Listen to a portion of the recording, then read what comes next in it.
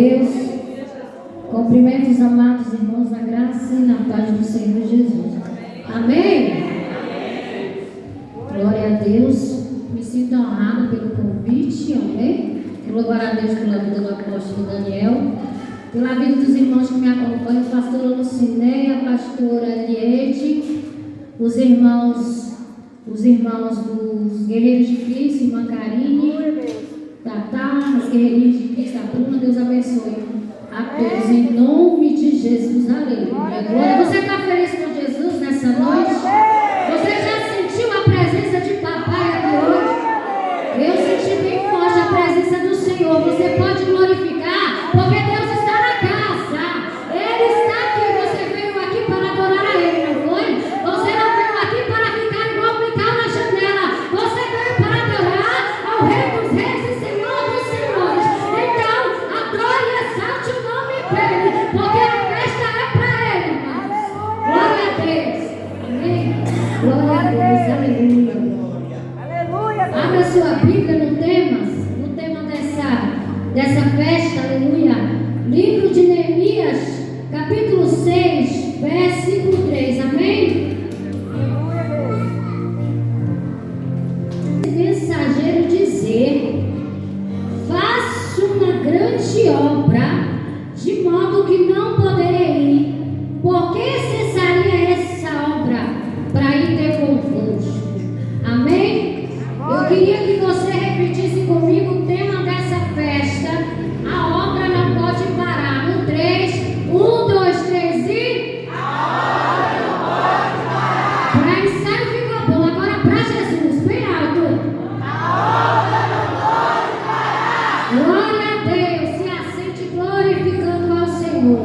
Aleluia. Irmãos, o livro de Neemias, ele é continuação do livro de Esdras, a qual vai contar a história do povo do Senhor, do povo de Israel, que eles vieram cativos da Babilônia, a qual aconteceu inúmeras vezes do Senhor permitir que o seu inimigo viesse a agir sobre eles, que o seu inimigo viesse a fazer deles cativos por causa de quê? Por conta de pecado, por conta de desobediência, por conta do Senhor enviar profeta e eles virarem as costas para a voz do Senhor, e o Senhor, por muitas vezes, o Senhor permitiu. E dessa vez, aleluia, nós vamos falar de Neemias. Quem era Neemias? A Bíblia vai dizer que Neemias, ele era copeiro do rei. Neemias não se encontrava em Jerusalém. Neemias se encontrava nas fortalezas de Suzã, a qual ele era copeiro do rei Artaxerxes.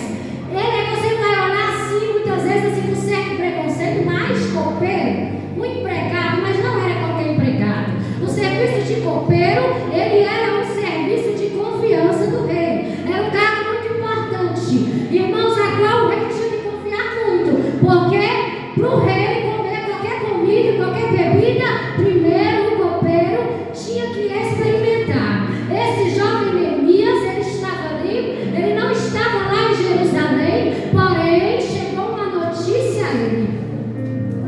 Uma notícia a qual ele se entristeceu muito. Perguntou acerca de seus irmãos, e a notícia que chegou foi que os que restavam estavam em tremenda miséria, em tremendo desprezo. Os muros da cidade estavam destruídos e os seus portões estavam queimados. Neemias, quando ele ficou sabendo disso, ele ficou muito triste, porque Neemias não era altruísta, ele não era egoísta, ele não era alguém que pensava só em si. Por quê? Porque com certeza ele comia bem, ele bebia bem, a situação dele não estava difícil. Por quê? Porque ele servia ao rei, era um cargo de luxo, ele estava onde o rei estava, porém o seu povo estava perecendo, o seu povo estava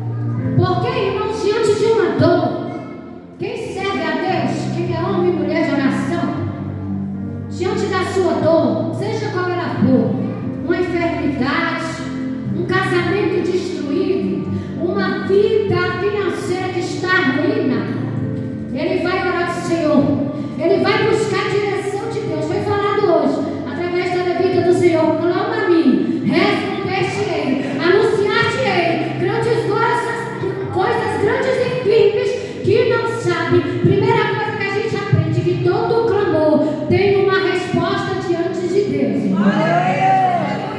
Deus responde o nosso clamor. Deus responde a nossa oração. Deus respondeu o clamor de Neemias. Neemias chorou, se quebrantou diante da presença de Deus. Se tem uma coisa que Deus gosta, de um coração quebrantado diante de Deus.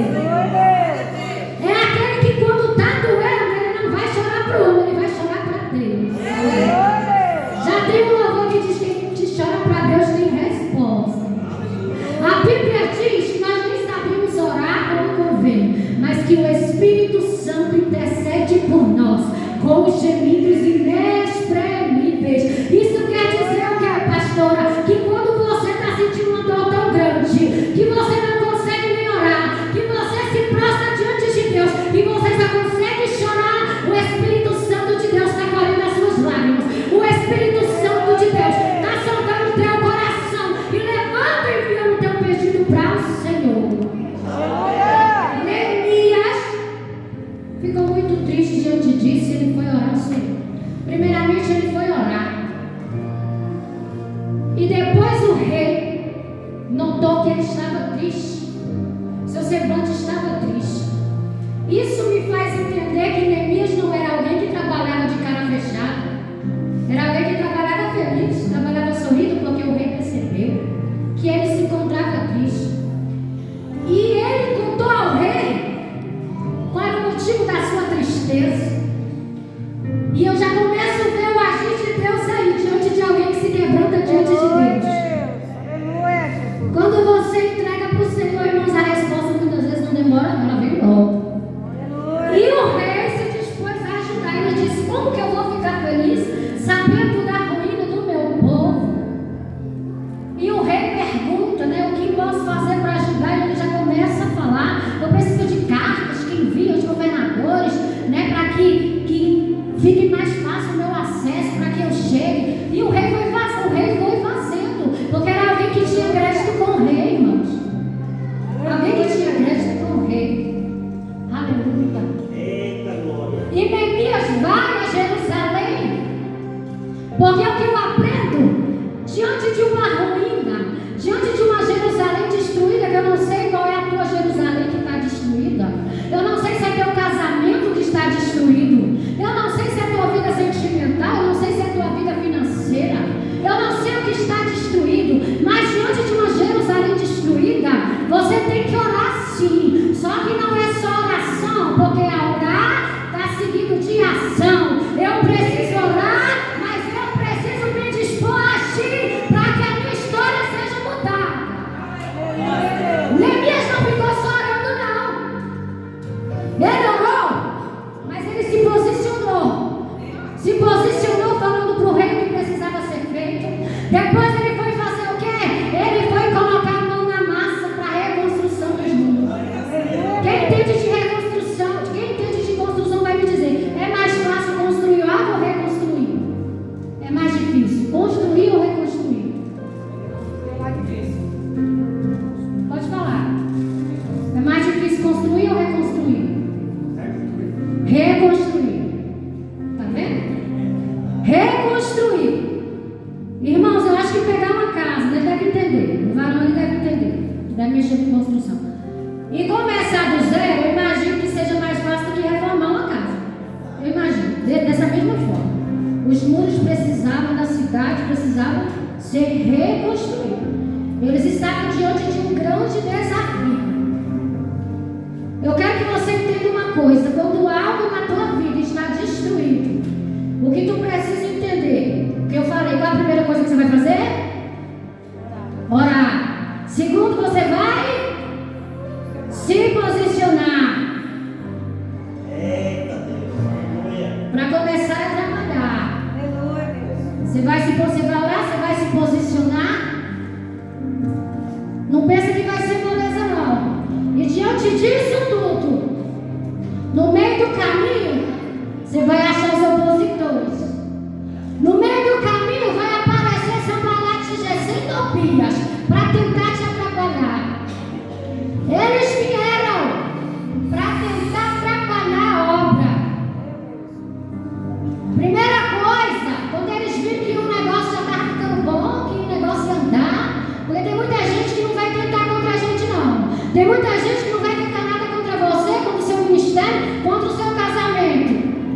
Experimenta, só você experimentar reconstruir algo que está destruído para você ver se não vai se levantar de lá.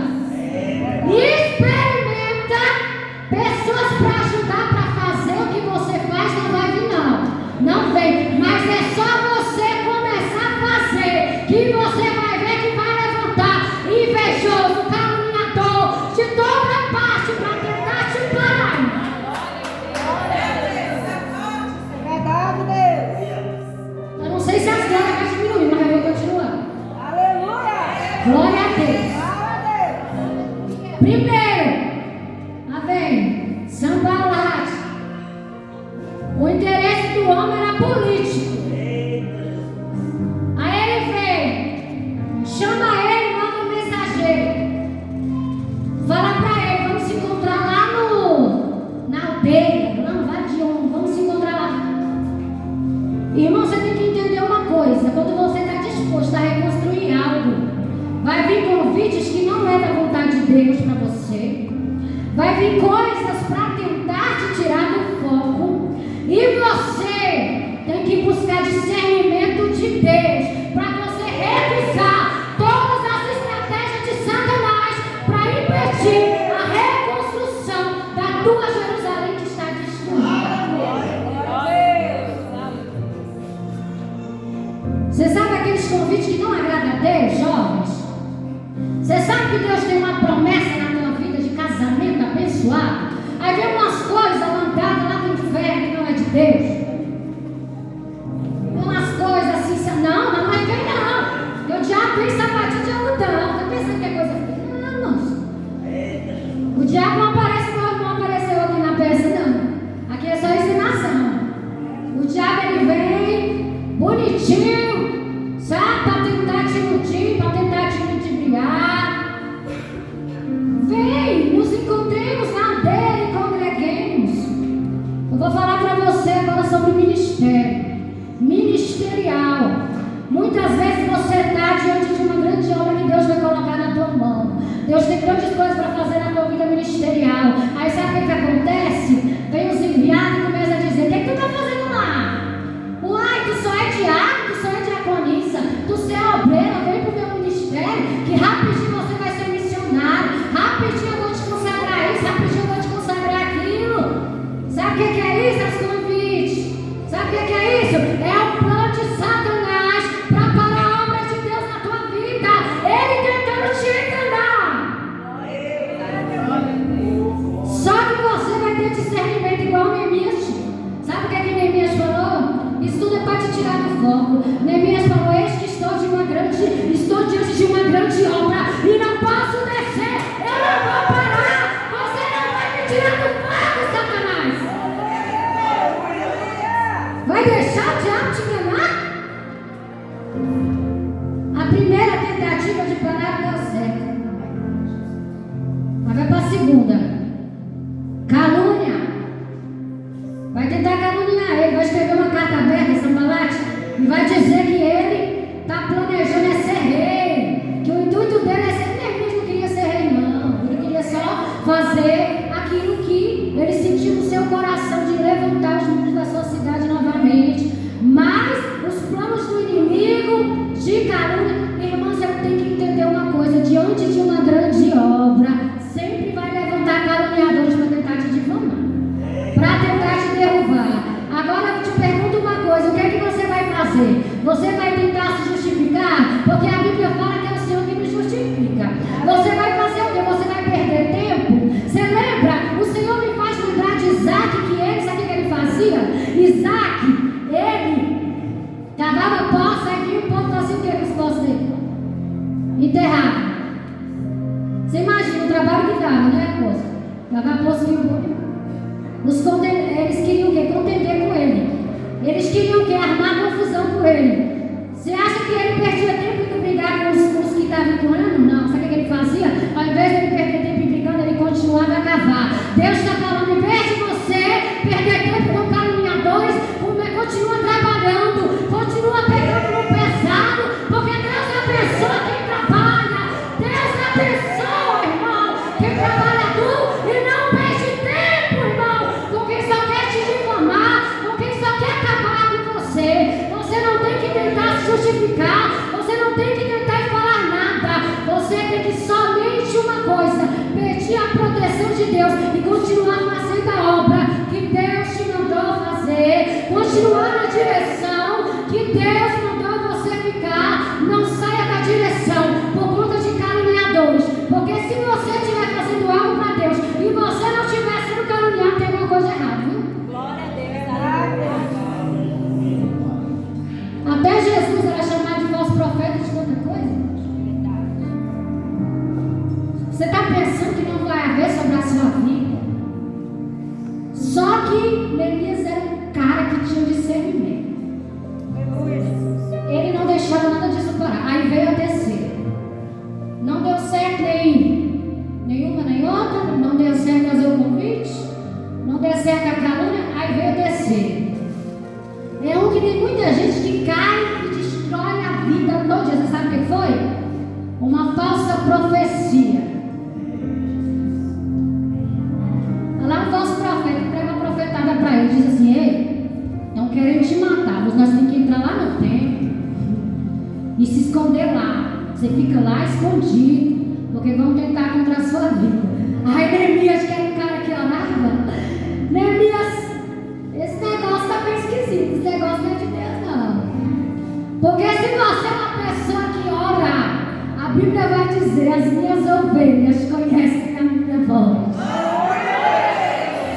Se você é uma pessoa que ora, falso profeta não vai te pegar, irmãos. A estratégia do diabo. Ele descobriu rápido que aquele homem era comprado em Sambalate, subornado, só para atrapalhar a obra que o Senhor tinha separado ele para fazer. Você tem que entender o que eu já vi de pessoas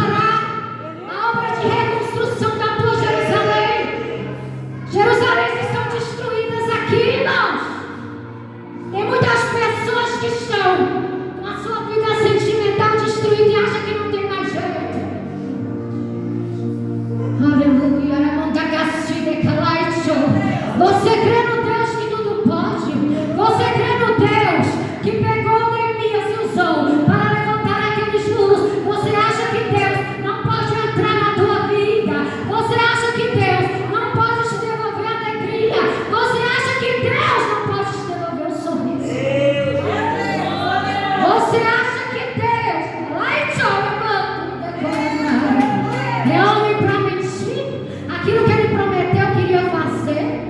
Tem pessoas que o Senhor disse: vou eu fazer grandes coisas na tua vida profissional, vou eu te prosperar. Aí a pessoa não está acreditando porque não está vendo acontecer. Eu quero saber se você está disposto a construir, se você está disposto a fazer como Neemias e não parar diante dos obstáculos, irmão.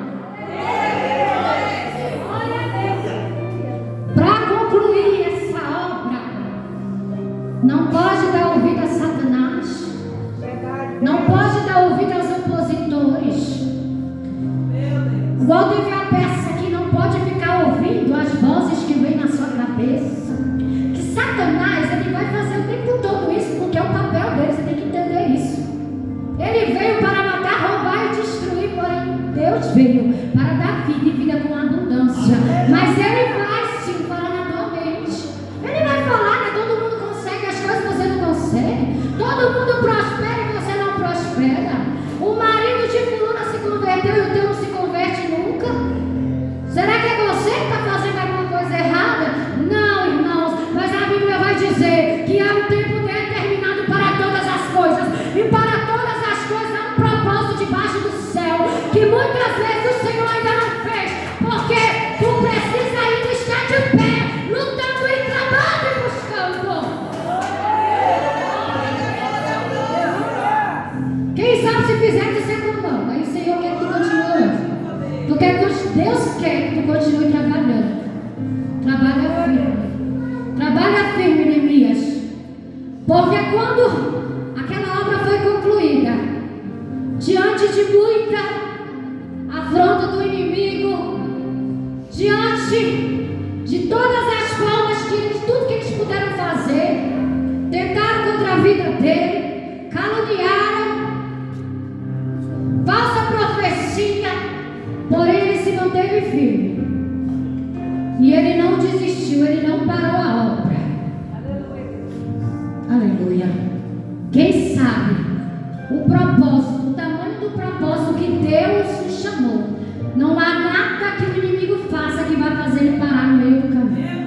Eu vou repetir, quem sabe o tamanho do propósito a qual o Senhor te chamou, nada que o inimigo faça vai fazer você parar no meio do caminho. Eu quero fazer um negócio diferente aqui nessa noite para finalizar. Posso?